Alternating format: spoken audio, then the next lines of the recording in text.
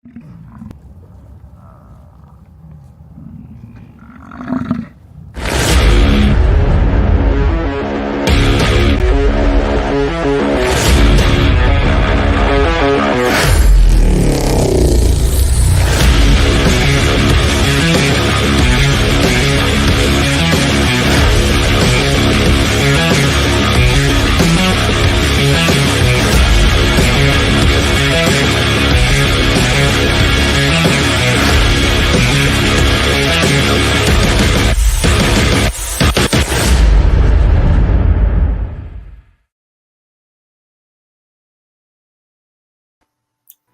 evening, everybody, and welcome to Pontiac Power Hour. I'm your host, Buff from Buff's Garage, and as always, my sidekick is Ray from Punisher Lamont's Garage. my sidekick's a little slow. That's all right. So I can't tell if my internet's lagging or what's going on. So I saw that you got the Punisher all lined up. Got a little alliance going with the front wheels. It was bad. I let my buddy's stepson take it to his Votech class, and they did an alignment on it, and they thought that was real cool. You know, they was all taking pictures of the car and stuff, but they got it all lined up, and it was free. That's the best part. Oh, well, the price is right. Plus, you just taught the younger generation something about, good old-fashioned muscle car. Yeah, so one of my front wheels was like the caster was forward, and the other one was backwards. And like I never did anything with it. I rebuilt the front suspension, and I just put the shims back right where they was. Apparently they wasn't right. Well, it was just trying to figure out which way to go. It couldn't decide. Right. And I saw that there was a supercharged Fiero driving around your block. Yeah. It's been terrorizing my neighborhood. Well, I've been trying to battle the weather between the 70-degree days and then snow the next morning and then 70 again. It's kind of hard to go out and work on cars, do revivals, that stuff when 1 minute you're in the warm and it's beautiful out, and the next minute it's snowing. Like I literally had that this week. And but I got a new video coming out hopefully tonight if it uploads for everybody. And Ray's got some new stuff out on his channel, so go check that out. And we're going to hit the chat real quick before we welcome our guest. I saw somebody else pop in, but it is not on our chat right now. So we'll start with the normal.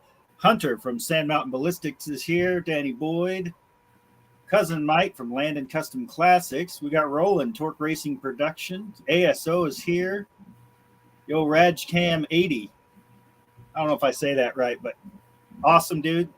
Super appreciative that he's here tonight. Let's see who else we got. I saw Colleen was here. Scarlet Four-Eyed Cuda. And more are showing up. 6% recycled. Ugly Truck Experience is in the house. Nick the Van Man 90, Jason's Garage, Mongrel's Garage. And they just keep rolling in. Mr. Polo C4. Yeah, he finally showed up. And Tony K. K made it.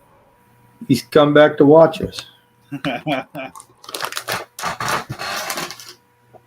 I see John Wilburn's in the house. All right. Now, if I miss anybody, we'll try to catch you as you come in. Oh, there's Mark Anderson showing up. Another guy from Canada. Welcome. Yeah. Mohawk 62. All right. So if you guys are any kind of Pontiac guy at all, you have to know Mike from Fast Money's Garage because he has a beautiful 69 GTO. But he's also got a lot of other stuff that he works on. Really cool channel. Awesome guy. And we'll welcome him in, and you guys can just ask all the questions you want to ask. So without further ado, hello, Mike. What's up, guys? I got to tell you, that backdrop is just amazing. I mean, yeah, It's a new green screen I got. But you got, the Pontiac car. So, So I was talking about the little blue car. oh, right. What is that? Is that a Nissan? Yes, that's the hot rod. 2012 Ultima base model. Oh, base model. Like 28 miles per gallon, baby, right there. There you go. That's what it's about. Compared to 6. Hey, Little different. It's miles per gallon. Yeah, this is gallons per mile. That's miles per gallon. Yeah, for sure. And it makes me smile just having it sit there, so it doesn't even have to fire off. Well, hey, thanks for having me. It's pretty cool that we're all garage names. Well, that tends to happen. And, when I picked my name, I wasn't expecting that I would be in a list of people all with garage at the end of their name. But apparently that's just the thing to do. Hey, Fast Monty was taken, so I had to add a garage on the end. Right. I technically do have a garage. I could have been like Buff's Quonset hut or, lean-to or something, but I actually have a garage, so I thought it was fitting. Yeah. Well, it's my home garage. That's what is eluding a lot of people, because a lot of people ask me, can I rebuild their motor, blah, blah, blah. I'm like, dude, no, man, this is my home garage. My wife would kill me right. if I started taking on projects. I actually had that about a month ago. Someone contacted me and said, I've got this project that's been sitting for 8 years. I want to get this vehicle completely refinished, nut and bolt, everything. Can you do it? And I went, no. Yeah, how much money you got? YouTube. I don't have that kind of time. There you go. Buff's Pontiac hut. We deliver for you. That's right. So my stuff's all been built in an attached 2-car garage. And so it can be done. Oh, yeah. I did the same. Yep. So my wife was on the driveway. I need that. What's that? I need your lift. Yeah, everybody needs a lift. So how tall are the ceilings in your garage? Yeah, not tall. That you can see that beam right there. Yeah, it's actually a beam. Little earthquake preventative maintenance thing for California, but I don't know how tall it is. But I can tuck the GTO up there. The windshield kind of goes behind that. And I haven't done a measurement lately because my old house, I also had a BMW M3 underneath. Oh, so I had 2 cars. It was awesome, but I sold the M3 because this is all I drive now. But it's man, I can't even put it into words how valuable it is to have a lift. I mean, you guys know, working on your back. I haven't been on my back working on a car. Take that back. At PhyTech, when I did the dyno runs, I had to get on my back to change the O2 sensor out. But that's the last time I've been on my back in like 15 years. Yeah, I just put a clutch into my buddy's Toyota in my driveway a couple weeks ago. And I decided, I was a professional mechanic I lived out in Phoenix and did it for 5 years. I got super spoiled working on a rack, and this was the first time I had done a transmission job on something like that in quite a while. And I was very upset by the end of it. Yeah, I'm sure, man. That's probably is that a lighter? Is that a front wheel drive thing? Was it what, the Toyota? Yeah. Oh, it was a 4-wheel drive truck. Oh, so even heavier. Perfect. Yeah, transmission, transfer case. Yeah. Got a lot. Well, at least the truck's already off the ground. Like, yeah. You can basically sit up underneath it, right? Yeah, exactly. But my driveway's kind of textured, so like when I got done at the end of the day, it looked like I've been rolling around on sandpaper. Oh my God. I had road rash all over me. I was like, all right, this isn't cool. Nice. All right, it's not a Pontiac question, Mike, but Mr. Polo C4 wants to know what year of M3. I see that. It was an 02 E46 6-speed. I loved it. I kind of miss it because that thing performed pretty kind awesome. of a trader here. He said he would be hard pressed to swap an M3 for a GTO, but you know, this Pontiac show, so we're not gonna. He's kind of got a tuner heart, though, if we're being honest. So. That's funny. Yeah, I appreciate all kinds of cars, man. That's crowd, and we got to keep the younger ones doing hot rods. I don't care what they are. I don't care what they drive, as long as they like to tinker with it, make it custom, make it fast, whatever. Just get out there and wrench and play with it.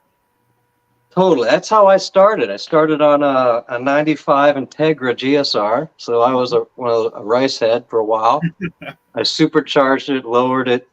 All kinds of work, did all myself, all wrenching. And then I got the M3. I put race suspension on that, exhaust, tuned it, and all that stuff. But this car here, my dad bought brand new. Oh. So I was delivered from the hospital when I was born in this car. Then I learned to drive stick in this car in high school, and then it just sat around and rotted for years. And then when I finally had the means to get a house and buy a lift, I took over the project from the family mechanic of all things, because he had the car for like 8 freaking years just to build the motor. Yeah, don't ask me about that. Okay, so then I get the car. I restored the car around the motor. So that took 5 years. Painted it myself in my garage, everything. Broke the motor first month because it was just a mild cam 400. Yep. And, I said, hell with it. I want my dream engine. So called it Butler Performance. And, of all people who answer the phone, Jim Butler. Oh, that's awesome. And I think we had a 2-hour conversation, and he was dropping knowledge on me that I've already forgotten. But it was like, comparing Chevys to Pontiacs and telling me why, you don't need 4-bolt mains until you get to like 700 horsepower in a Pontiac, and it was blowing my mind. So, I was sold right there, then and there. And then I built, basically a Butler 467 roller cam, Edelbrock heads, poured and polished by Butler, and just been history ever since. Now I wish I knew about YouTube's monetization thing before starting the project, because I probably wouldn't have a job right now. Right. But so when I was basically done with the project, my dad had always asked me. He's still alive, by the way. He hasn't driven it yet because it's now 540 horsepower or whatever. He's a little tentative on the clutch, but he's constantly asking, so how are you going to make money on what you know now? I never had an answer. Right. And until some people started asking me, like you, hey, can you rebuild a car for me? Yep. I'm like, dude, that's a great proposition, but you got to pay for my divorce. You got to pay for half my house. You got to pay for, that's a $1.5 million GTO right there. Yep. So, and 4 years of my life. But anyway. Yeah. That's what I got the idea that, if I just share my knowledge on YouTube, then, I'd help other guys out. And that's how it started. I'm not a professional mechanic. I'm just a dude with a mechanical engineering degree and tinkering on my car. And frankly, half the time, I don't know the solution until I'm halfway through figuring it out. Right. And I film all that, right? The thing I am an expert on is my engine, because I've built it like 2 or 3 times now. Right. I had a catastrophic lifter failure, and that was zero fun. But it's just about tinkering and hot rodding and going on to the next project. I put a TKO in it, but now is a TKX twin disc clutch, which I highly recommend if you guys are anywhere near the 500 horsepower range. It is such a breeze. I love it. I used a LS7 clutch in mine because mine's a manual car also. It's really stiff, so I'm going to go with a triple disc clutch. That's what everybody says to do. A triple? Or a double, yeah. I was gonna say I don't know how that would fit, but A double, sorry. And everybody says it has almost an OE factory clutch feel to it.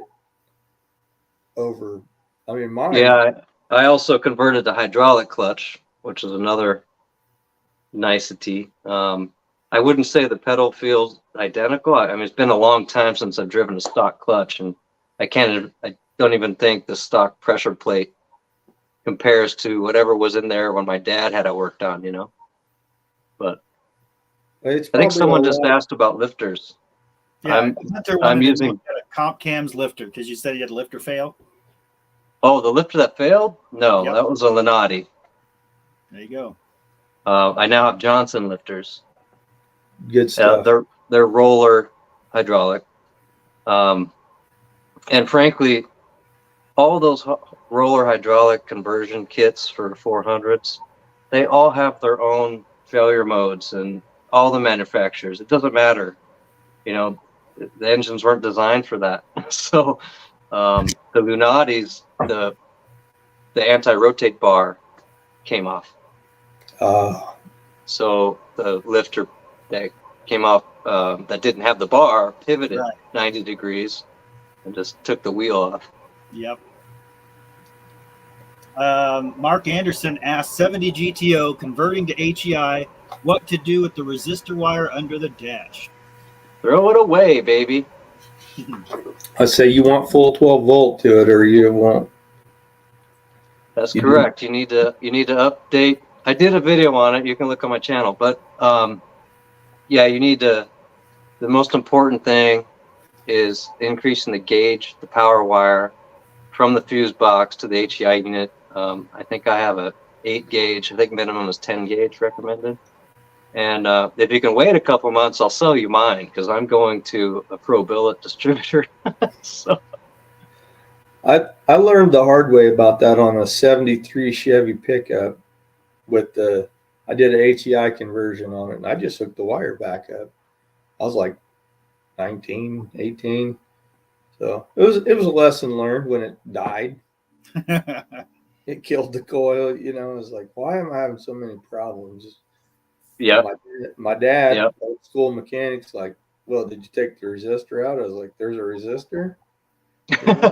Oops. You need more power. Yeah. The HI units, I mean, they're pretty cool because you got the coil built in. The issue, and I just had this issue myself. I didn't know if my HEI module had died or not. And I did a video on this. This is right after I autocrossed. It was an autocross video where the engine was falling on its face, like it called 3,000 RPM, and it was just like giving out. So I made it almost all the way home from that event. It was like 100 miles, and I was babying it the whole way. And I get like a mile from my house, and this guy was revving on me. So I said, "Okay, let's go, dude." So I hammer it, and the engine dies. And I just go, "Oh, you got to be shitting me! I'm right in front of the Chick-fil-A." And everyone's looking at me like, "What's this guy doing?" And when that happened, I didn't realize this, but I had a loose connector. So there's that three prong connector that's 6 up in there. I had removed it so many times, taken the cap off, that it had pushed the connector. The terminal through the connector, so the terminals were barely touching. And so the amount of resistance there was got to be ginormous. Overheated the module. So I just had to basically wait. I didn't realize this at the time, but if I waited like 15 minutes, it cools off enough or I could start the car again. It was so bizarre. So I hope I didn't talk that guy out of an HEI unit. Oh, no. I think he just wanted a little bit of advice, and I went ahead and threw your channel link up there just for those that haven't subscribed. Run over there, pick up a sub, and just go through and watch his stuff. Obviously, a very personable guy, knowledgeable guy, and I believe somebody else said it. Sometimes the non-professional guys or the ones who say I'm not a professional mechanic, they're the best ones. Like I mean, you actually really want this car to work, and especially in your case, this is your dad's car that you got. This isn't something you're going to just throw together and kick it back out the door. Yeah, hope and pray, but I also make mistakes, and that's part of learning. And that's the beauty of YouTube. It's called content. Failure is good for YouTube. Well, we all make mistakes. I figured out the hard way that a AR 5-speed will not handle a high RPM second gear shift. There you go. Yes, you did learn that one. And the more expensive the air, the faster you learn too. Yeah, so I don't do that no more. Oh man, you're talking about TKX. Now I went by Tramex. Me and Buff was at World of Wheels, and I went by Tramex booth and was talking to them. They basically told me that they didn't have a transmission that would work for me with my current setup. So they said that the TKX, the cutoff for is like 600 foot-pounds of torque. And I'm like, well, I'm making quite a bit more than that. So they told me to go to Tick Performance and get one of their Tramex transmissions that's had Tick work on it. Oh, yeah. What are you putting down? It's right around 700 horse at the wheels. So probably around, I'd say 680-ish torque. Oh, okay, yeah. I know there's a couple out there. I'd be willing to bet Silver Sport does the same thing. They can modify a TKX to handle more torque, but I'd have to talk to them. They were great with me when I got the TKO, and then I got the TKX. But you're not far off. I mean, the TKX, at least it handles 600 pound-feet of torque through the entire RPM band and every gear, where a TKO is only for like 1 or 2 gears that's rated for. And what he told me he said, as long as you don't power shift it, I mean, it'll hold up to more. I'm like, that's all the fun out of driving a manual right there. So like, my lights just went out. Hold on a second. Uh-oh. I mean, it is California. Yeah, rolling blackout. Yeah, rolling blackouts in the rain, baby. Nice. Oh, what did Roland say? He just got a brand new Magnum T56 rated for 750. Wow, where'd you get that from, Roland? So Roland has a real nice 4th gen Camaro that he kind of went off the deep end. Now it's got a tube front end and like no AC, completely gutted the inside. He's making it really light because all the metal is getting replaced with light components. Let's just say that. He's gotten into his own carbon fiber stuff, which is really cool because I wouldn't even know where to start doing that kind of stuff. Me neither. I don't think I have the patience to work with anything fibrous. Right. It just makes me itch. God, I like rusty metal myself. Nothing against the pretty car behind you. I mean, it's beautiful. But I'm a rusty metal guy. I'm the one that will take the garbage and drive it. I'll make it run and drive, but it's going to look just like it did sitting on the side of the road whenever I found it. Yeah, I do regret picking dark green. I probably should have gone with white. But the original color of the car was midnight green, so I had to pay homage to my dad, and I made it a little darker. I call it 2 a.m. green. I know it looks black, which is awesome, right. But in the right sunlight, the green pops on there. I thought it was black, and I went through and watched a bunch of your videos. I thought it was black. That's right. If you go to actually one of my recent shorts, I think it was me. It's one with my car.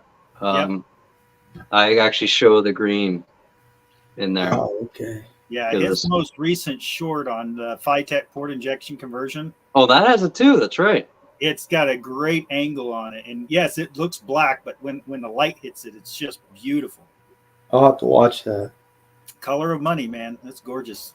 Yeah, no shit. Yeah, another case of holy crap, what I get myself into. Yeah. You know, I've never painted a car before either. Yeah, we all do that. Yeah. Yeah, I have not officially painted a car. My father was an auto body and mechanic guy, and so I have sanded on a lot of cars, but I haven't shot my own. My dad passed, but I got his paint gun and everything. And oh, cool. that will be a project for a later date, painting something. I would. I'll be on YouTube because what else am I going to do? Why not? Yeah. I would rather paint any day than do body work. I hate sanding. It's miserable. I'd rather cut and weld and grind, and I know you would too, Ray. But, man, sanding is just the pits. Oh, brutal, dude. I sanded for a year. Then I painted in one day, so base and clear. Then sanded for another 8 months. It was just the most painful freaking experience ever. But there is zero orange peel on this car. I love it. That's the rough part is after you get it painted and cleared, and you're like, I don't want to sand on it because what if I screw this up? Then I got to start over. Yeah. Oh, I did that a couple times. Yeah. Sanded right through the clear, right through the base, into primer, and I went, you got to be shitting me. Well, okay, I guess I'm redoing this fender. Yeah. I can say that what I've learned from Dalton at Pole Barn Garage, it's his channel there, tractor paint. Sand it, scuff it, tractor paint, put it on thick, and then just walk away. So, Mike, there's some value to that for sure. Right, because now you got $200-300 into something versus 10 grand. Yeah. Have you ever seen the Holy Goat? I don't think so. You should check it out. He has a 70 GTO. It's pristine.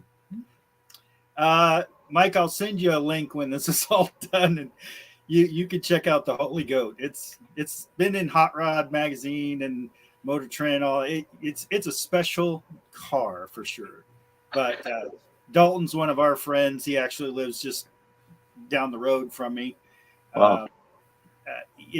I'll send it to you just so you can experience it for yourself. Yeah, for sure, man. I'll take it on. If you like GTOs, you're gonna love the Holy Goat. Okay. Speaking of, me. Jared Cooper's in house. I met Jared. When I met Dalton, they were there at the same time. So, welcome, Jared. All right, so we know you like your GTO, but if you could pick one Pontiac that's your absolute favorite, is it going to be that one? Well, I mean, I'm biased. Right. I have to, right? Yep. But if my dad didn't buy this brand new and I wasn't taken home from the hospital, and I really like 67s, 67 GTOs. Well, you answered my next question. Is your first Pontiac experience? Obviously, you're brought home in that car. Right. Day one. That'll definitely do it. Yep. For sure. I'm not even going to question. I'm not even going to ask the question. This is a family. Some people go through their full life cycle in the same car, from conception to, and just saying, there's got to be something to that. There might be conception going on. I'm not going to ask my parents. No, yep, that's where I'm like, never mind. I'm just going to say, your dad drove a GTO. There's a real good chance, How'd you guys meet? In the back of the GTO? There's just something about a Pontiac that ladies can't resist. Yep. Fair point, my friend. So, Mongo's Garage says there is no truly experience of the Holy Goat until you've seen it in person. And I don't know how often you get out of California, but the Holy Goat is going to try to go to duct tape drags. I don't know if he's going to be going anywhere else. Well, I know he's going other places, but anywhere else west. But we also, Ray and I attended the No Name Nationals, which is in Sykeston, Missouri last year. And it again is this year in September. And that is it's basically a family reunion where a drag race breaks out. And it's a drag race, burnout contest, a small tire, all kinds of stuff. And I'm not a drag racer. I'm just a dude that likes cars. Ray actually is pretty good at racing when he doesn't break his transmission. One time. It's an amazing event. It's sponsored by the AHRA, but we had a lot of fun last year. So again, not sure how often you get out of the western end of the country, but it's a fun event. So if you're free in September, we'd love to see you. I do travel for work, so I might have to tie in, I could tie something together. Yeah, just tell them you need a long weekend and come pop in. Why not? And basically, it's an event for YouTubers. It's not a racing event. It's a YouTuber event. But obviously, cars are part of the factor. So if you're a car YouTuber, you're going to probably go to this event if you have the ability. But last year, it was an amazing thing. You have to have 500 subs to get in. And, there were people that were just squeaking in at the last minute with 500 subs. And then we've got, the bigger channels at 30 and 60,000 subs and even more. So everybody was equal because you're all showing up as fellow content creators. We just went out and judge matched and drag raced and did rolling burnouts. It was a good time. Interesting. Oh, yeah. I had no idea. Well, now you know. You have to send me that link too, my friend. I will do that. So, because SEMA's the other thing I need to get to, frankly. That's somewhere I've never been and I want to go. I have had the opportunity, and in the last minute I didn't go. And I kicked myself in the butt for not going because it's one of those like PRI and all these others. If nothing else, you need to experience it at least once. For sure, man. I guess we're all going this year then. How about that? Okay. Sounds good. We'll see you there. That's the great thing about being a content creator is, as me and Buff figured out at World of Wheels, people will let you get closer to their car and take, better video and better pictures. You get behind the velvet ropes and stuff. You kind of feel like a rock star. Yeah, you drop them the official sticker or whatever, and they'll just let you go right past the ropes. And we were next to some spendy cars. Like a couple of those cars cost more than my house. Oh, yeah, easy. Yeah. Well, let me put it this way. Some of the wheels on the cars cost more than my house. Okay, I don't want to know what kind of house you live in now. We're just going to say houses are cheaper in Kansas than in California. Houses, whatever the cost of a stick is today, that's about what it costs. We had a new guy. Did you catch him? Matt. First time on the stream. Welcome, Matt. Thanks for joining us. Everybody's greeting Matt. Awesome. We have a pretty good group that always comes back, and we have viewers. I want to say our Kevin video was, like 12,000 views, and then we've had some that are our same group just coming back every week, and we appreciate everybody. And now we're going to welcome Mike into the fold. And obviously, if nobody else understood this, Terry Wilson was our connection. And we had Terry on the show a while back. Awesome guy. Just love him to death. That's probably one of the coolest things about being a car guy and a YouTuber is people like you, people like Terry. You make immediate connection with these people. And they never forget it. They're your friend for life now. Yeah, and, right. Terry will call me and we'll talk for 2 hours. And I just met him, a couple months ago. And it's just amazing. I love this whole car YouTuber world. It is cool. It's one thing being a car guy It's the second thing being a car guy. You work on your own car. Yep. Having a YouTube channel and having that connection, it's like, it's crazy. You're right. It's like you're instant brothers. It's or brother, sister, depending, whatever, you know. Right. You know, it's, I totally agree with you. It's like, you guys know, we know each other. Like we already know what's going on. We know we can talk about anything. We can bounce ideas off each other. It's a whole camaraderie that it's hard to explain. Plus, if you're both YouTubers, you're like, hey, dude, shoot this for me. Yeah. That was great about No Name Nationals is I was so busy trying to finish my car at the event. I had to rely on other people to provide video for my YouTube channel because I didn't have time to video it. So I had a great group surrounding me, including Ray and folks at Perpetual Projects and more. And they're just, here's some video. That'll get you your video that you need to do. So, that is super cool, because the one thing I'm still struggling with is when I go to a car show and I'm with my car, I forget to video other cars and I forget to video my own car.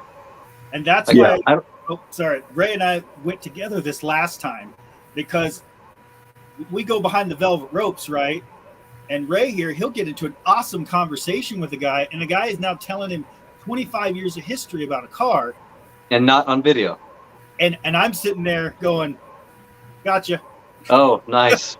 So some of it that we caught just happened to be because I just happened to pop up and start recording. Yeah, that's fantastic. Yeah, it's one of those where that's good content that we would have missed otherwise. Yep. Like if you guys go to my channel, and you search quarantine cruise, it is a cruise started in Southern California, obviously during COVID lockdown when it first had the lockdown. And these guys, because all car shows were shut down, these guys got together and just started doing a cruise, right? It grew from 25 people, the next month was 500, the next month was 1,000, the next month was 2,000, the next month was like 2,500.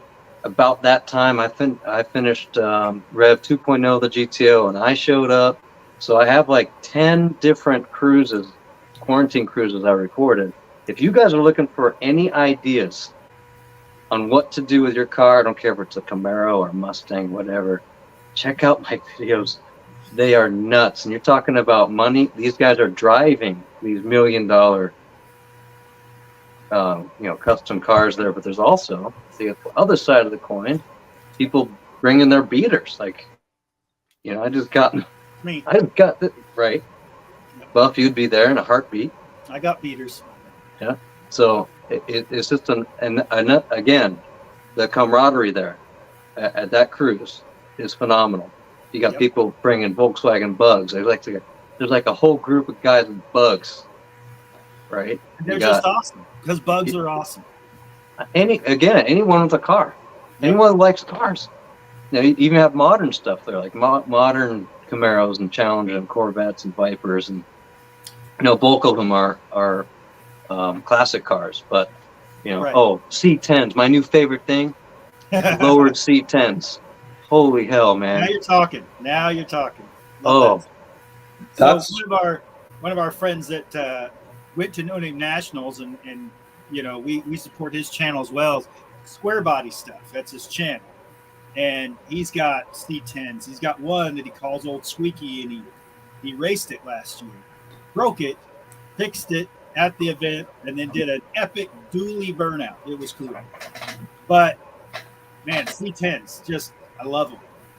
Great. So my buddy had my car, and he took a picture in the driveway with his C10, his Turbo LS Nova, and my car. That's his driveway? Yeah, that's his driveway. What in the hell? There's no houses around it. You got my Le Mans and. Oh yeah, that's how it is out here in the Midwest. We're not right on top of each other. I own a city block, not a big city, but or in my town, it's a city block. So I'm the only house here. I'm building a 72 C10 with my dad. It's a long bed, but it's a nice truck. It's got the Highland package. I built a little small block for it, and it ate the camshaft in like the first 20 minutes. Hey, what year was that, Ray? 72. Did it have that cool pattern interior like we saw at the show? Yeah, the Highland pack. Yeah. Yeah. It's got the blue checkerboard. That's got to stay. That's amazing. So now it's getting an LS in it. I mean, yeah, that solves that problem. No more eating camshafts. And, fires right up, take it to the grocery store, get 22 miles per gallon. It's all good. Yep. And so I just want to address this because I don't want to get into that debate again, but we've got a lot of LS haters in our chat. We still love them. They love us. That's all good. Yeah. But you put a performance engine in your beautiful car. Do you consider that a Pontiac engine? It is. It's the original 400 block. All right, there you go. So it's numbers matching. All right, so it's not one of their blocks. What's that? It's not one of their blocks. No. This is I built it. So it's the original block. Okay. I had the local machine shop do my machining. I built the motor with Butler components. Okay. All right. So I was under the impression you had a Butler. I don't know where I was going with that, but there's a lot of people that, say if it's not the original Pontiac engine, it's not a Pontiac, blah, blah, blah. It's like, but Butler makes a killer Pontiac engine. Like, yes, it's amazing. They do. And so we're always in that debate on, is it still a Pontiac? And I say it is. If you don't have the original motor? Yeah. No, like say you go buy a 500 and some cubic inch Butler aluminum block engine. It's not really a Pontiac at that point. It's a Butler performance aftermarket engine. And this is where the debate goes on. Yeah, I guess it depends how you define it. So I would define it as if that aluminum block, which I think I know what you're talking about, the IAI, was designed around the original Pontiac rod length. So it is a Pontiac design. That's what I think. Yeah, that's my opinion, right? Well, that's what I said. Is we all know you can have a small block Chevy in anything. You can have an LS in anything, but nothing gives you the sound and the torque of a Pontiac block. There's just correct. Yeah, it's very, very distinguishable. Yes. But again, Butler doesn't make blocks, by the way. Well, whoever makes the block for them. Right. They build the engine, right. Yeah. So it's on Pontiac design. So I'm going to call it a Pontiac. So, but the argument is on my team. All right, we're going with that. I get into a lot of arguments with purists over stuff, and they're fine with throwing a TKX5 speed in it, or Oh no, they gotta have that crappy 4.9 inch. Oh, that's fine. But if you change the engine, God forbid. Ooh, I agree, and there's nothing wrong with that. I mean, to each his own, right? I mean, is the car running and driving? Are you enjoying the car? Exactly. That's what matters. That's what matters. Your car's not factory, so I imagine that you could go to a car show and somebody would come up and hate on it because it's not how it came from the factory. Happens all the time. Yep. I actually have a video I'm working on is, how purists are killing the car community. You should write an article for Hot Rod. See if you can get published. If you go to a car show, I mean, even if you have if I restored a 70 GTO, but I did it in my garage, not every nut and bolt's going to be correct. Somebody would come up and hate on it because it had the wrong nut on the alternator. And it's like, I get it. Everybody has their opinions, but just like, let it go, man. Don't argue with people over Well, their. some people can't. And so, I you know. just have to roll with the punches. And, I tried to keep this car as close to the original design theme, right? I don't know if you know what? I can give you guys a tour. You ready? Yeah, let's do that.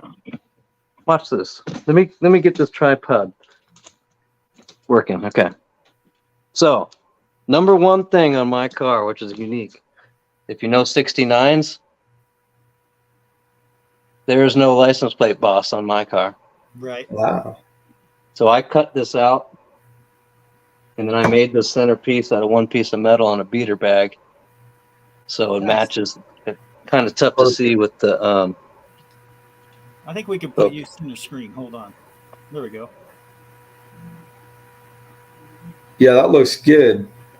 So it matches the bumper kind of thing. I like it. Yep. So going with that, keeping it real. My wheels, they look like the original wheel. Oh yeah. These are 19s. These are not these 17 cheapies, right? 14-inch Willwoods in the back. I mean, this car's But it's do lowered. you got the big woods? Big woods. How do I qualify for that? I got creative with some logos and put them on my car, so they don't say Willwood, they say Bigwood. Too funny, man. Okay, so let's go back here. The backs are 20s. Nice. Willwood discs, but same. I mean, I custom made this PMD center cap because I wanted it to look like the original wheel. 5-spoke, just like the original. GTOs had chrome trim rings. Judges did not. Judges had nothing. They didn't have a trim ring at all. Boggles my mind, but I actually kind of liked it though. Whoops. oh, just raw. Yeah. I mean, they were supposed to be the stripped down, just a sticker package kind of thing, and it kind of went haywire. So your wheel woods are the same size as the original wheels on the car. Exactly. So the same grief you get with your alternator bolt, Yep. I get with the wheel size, right? And my first comment every time is, your wheel will not fit on my brakes. Right. So I had no choice. My original wheel on my car won't fit with my disc brake conversion either. And that's just what it is. Well, yeah. I got to pause for 1 minute. I forgot to tell you, we do trivia at the end of every show. And so I got to get a little lead in for that. And then we'll be right back. Give me 1 second. Cool.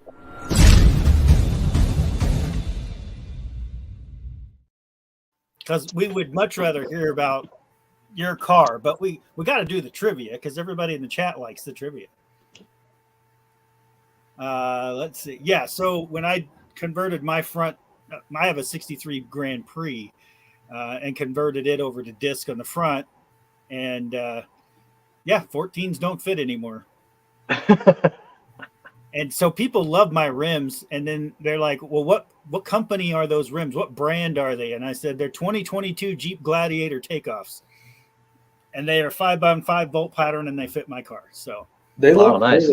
They look really good on it. Yeah, mine's on air ride, slammed out. Got the 17-inch Gladiator rims. It looks pretty good. And nice. The best part was they were $200. And that's all that matters. Yep. That you like it. Yep. Right. That's at the end of the day, that's all that matters. All right. So as always, guys, we're going to do the Pontiac trivia. With that, you guys are going to listen to the questions, get the answer, put it in the chat. And as always, we are sponsored by Super Clean. And so, Mike, if you send me your address, Super Clean will send you a prize pack for joining the show today. They just give you some, cleaner stuff and send it to you. I just ran out, so perfect. Perfect. Awesome. All right. So I kind of geared this toward the 69 GTO this week. So you, of course, oh, look at that. Got a Super Clean hat. Awesome. So if you know the answer, Mike, feel free to shout it out because these guys are going to do it in the chat anyway. So, Oh, Jesus. I don't even know this answer. It's got to be D. how many Pontiac GTOs were Too made in many. 1969? Is it A, 63,978, B, 72,287, C, 81,478, or D, 101,725? It's B or C. It's got to be like C. It's a lot. It's a lot less than there is GTOs on Marketplace now. There's 205,069 GTOs, all carousel red. Yeah. And there's only like 30,000 Le Mans Tempest now. Right. I don't know what happened. Yeah, I don't know where the others' balance went. There's probably like 20,000 judges out there. But let's see. Danny Boyd says D, Lucite steering wheel. Dr. Art, by the way, I didn't say it earlier. Welcome, Dr. Art. We didn't catch you when you first came in. He says B. Danny Boyd says C. We're kind of all over the place. Nathan's Mopar says B+. Okay, they're still talking with each other. Hugger Orange. Definitely not Hugger Orange. All right, so the correct answer is B, 72,287. Even though they sold more Chevelles 396 and Roadrunners, with that 72,287 for the 69 model year for the GTO, that doesn't include the Le Mans, but 6,833 of them had the judge package. However, if you go on Marketplace, there's more than 10,069 judges out there. That's just the way it is. Now I get how extremely funny that is now. We were at the car show in Kansas City, and the guys there was judges there that were not judges. Well, one was a 68, and I was like, they didn't have them. Yeah, I was like, something ain't right here. They didn't have a judge in 68. I hate to tell you. Well, he has one. Yeah. Well, as long as he's not trying to, Anyway. All right. So, being that you have a Pontiac engine, in 1969, a Pontiac GTO with the Ram 4 reported to make how much horsepower? Was it A, 290 horse, B, 309, C, 370 horse, or D, 420 horsepower? I'm going with C. The answer is, I'm going to tell you, or just wait for everyone to chime in? Go for it, Mike. Yeah, it's C. All right. So we've got. Everybody said C anyway. We got lots of C's and D's. Not D. Not even though the actual horsepower rating was probably closer to 420. Well, let's just jump to the answer because I see a lot of C's in the chat. It is C, 370 horse with 445 pound or foot-pound torque. Just gotta love those Pontiac torquey engines. But it's believed that GM limited the power ratings on all the other brands so that they wouldn't embarrass their beloved Corvette. I like that. That's good. It's a lot of why Pontiac didn't quite get there, but we love them. We know what their potential was, even if GM didn't want to acknowledge it. Right. Exactly. And Mongrel's Garage. Mongrel's is out of Canada, and he's right. Reported being the key word. Allegedly. Allegedly. I try to keep the trivia on point. Sometimes it catches people off guard, especially with Hunter at Sand Mountain Ballistics. He doesn't like it when I throw concept cars in there. We all know in the 60s there was a lot of sandbagging on the numbers of horsepower. Yep. Like the side oiler 427 Ford, made 400 horsepower. I'm calling bullshit. Wait. Hunter, you can't like the Banshee because it's a concept. He's not a concept guy. You can't do that. But yes, the Banshee was much better than the Corvette. And then right after saying that, concept cars do not belong. All right. Anyway. How about this? We'll jump back 1 year. because in 1968, Pontiac offered the Endura Bumper Delete option. But how many customers in 1968 actually deleted the famous Endura bumper on their GTO? Is it A, 205, B, 803, C, 1004, or D, 2108? I don't know. Well, All I know. you got what, like 60,000+ sold total? And a percentage of that would be, I mean, no offense to anyone that did this, but why? That's my question. Because you don't just lose the bumper, you have to have the Le Mans grill, you lose the hideaway headlights, it's all gone. Yeah, And you then can't hit it with the hammer. and then you got well, you Can't could. hit it. Well, you It can just- hit It it, did but it. it's It not just going to end well. requires you to buy a new bumper. I'm gonna go D. All I'm right. just gonna go big. What do you think, Ray? I'm gonna go B. I don't know. 6% recycled says capital B. Well, let's see. Oh man, Irish is here. Jay from Irish Outlaw Garage made it in. He says D. And the answer is D, 2,108. So the code 647 gave a GTO buyer a Le Mans front bumper, Le Mans grills, and a $26.33 credit on your window sticker. But you lose the hideaway headlights. Which lost you about $10,000 later on in life of the value of the car because it had a chrome bumper. Plus, no hideaway headlights. Probably less chicks jumping in on the weekends. I don't know. There's got to be something to that. So I want to know the trivia question of which bumper's lighter. I'd be willing to bet the chrome bumper's lighter than the Enduro bumper. I would venture to say that too because those things are friggin' heavy. I'm going to have to agree. We'll have to measure that out because Dalton's got both. Of course, his Enduro bumper's full of holes, but we'll ask Dalton. Dalton knows the answer. He's probably working on something tonight or he'd be in here watching. All right. Because we've talked GTO tonight, and you have to, Mike, just understand that we have a probably an unhealthy love for John Z. DeLorean. After World War II, what car company did John Z. DeLorean join as part of the research and development team?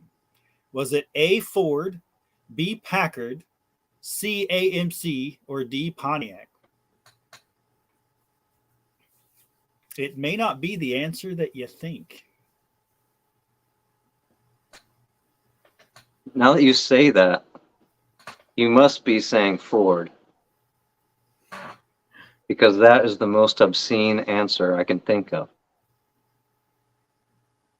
Well, let's see. People are already answering. We got D, we got B, Pontiac. I'm going to go with B. They're all over the place. AMC was not around until 1960 something. There you go. So here's what I want to say. Before World War II, he actually did work at Ford, but not in the research and development team. And he was actually let go from Ford because he was not a focused and hard worker. So he went to school to get his degree, went into the military, came back out, finished his degree. It is Packard that he went to directly out of school. He was actually one of the folks that helped design the Ultramatic drive for the Packard. Nice. That's so good. That's good trivia right there. There you go. I thought it was interesting that he did actually work for Ford and they let him go. And then after school, after he got his education and became, the guy that we know, he then went to Packard, was very successful at Packard, jumped over to Pontiac, and then the rest is history. Nice. Yeah, just a little bit. I love the trivia. It's always fun for me to learn. It's great for the audience to participate. We have a lot of good fun with it. But again, thank you guys for playing trivia. Sponsored by Super Clean. Make sure you get out there and buy that Super Clean wherever you can find it. It's good stuff. It works. It does. I especially love the kitty litter. Yes. I still have a big bag of regular kitty litter, but theirs works better. Yeah, it did work better. I was impressed. All right. So we're coming up to the end of the show, Mike. I know we kind of threw a lot at you, but can you kind of tell the audience what's coming next for you? What's coming next for me? Well, ironically, if you can see behind me, this tow hook. My car is lowered 2.5 inches. God forbid I ever have to tow it, right? Right. Well, ironically enough, the last quarantine cruise, I got towed home. Oh, no. So when the tow truck driver pulled up, he was freaking out because I have Haggerty insurance, and they do pretty good about keeping the old cars nice. And they have a database of cars. So he pulled up and he's like, "Is that tow hook like legit?" I said, "Absolutely. I welded it. It's bolted on the frame, grade 8 bolts." And he's like, "Thank God," because I was racking my brain to figure out how in the hell I'm gonna get your car on the flatbed, because they have to attach the A-arms, right? And that would basically damage the whole balance panel because just the angle, the way they'd have to strap it up. Right. So that was a win that worked. But I'm currently filming how to fix what happened, and I suspect it was my alternator that died. Had the wrong bolt. What?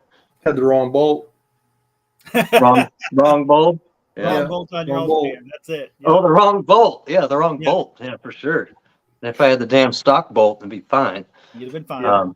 Yeah. So the next video that's coming out is actually the quarantine cruise that I was at. It's Quarantine Cruise 35. Some fantastic cars there. But the way home, I broke down, and that'll be the video after that. Is how the hell do I fix it? Right. How to diagnose it for one, and then how to fix it. Well, once again, guys, we are going to put his YouTube channel in the link, or YouTube link in the chat. Sorry, I'm getting ahead of myself. Make sure you guys go over, check him out, see what he's got coming up next. And if you like it, give him a sub, give him a like, comment. Just support the folks that support Pontiac Power Hour. So, Mike, we appreciate you coming on, and if possible, we'd love to have you back sometime, talk more about more Pontiac stuff and whatever else we come up with. Would love to. I mean, if you guys come up with maybe a theme for the next one, like how did I do something in particular, we can actually do a live chat about it, and we can tear into the, have the hood open, whatever, go for any questions that awesome arise. So I'd love to come back and join you guys, and thanks for having me. And anyone that comes over to my channel, I answer every comment. So comment away. And as always, guys, make sure after our show, jump over to Irish Outlaw Garage. He's got his Cars and Cussin' live chat coming up in about 10 minutes. And I believe it's Zeppi's birthday. So everybody jump over there and say hi to Jay at Irish Outlaw Garage. But Mike, again, thanks for coming on. And with that, I'm going to say good night. See you guys next week. All right. See you guys.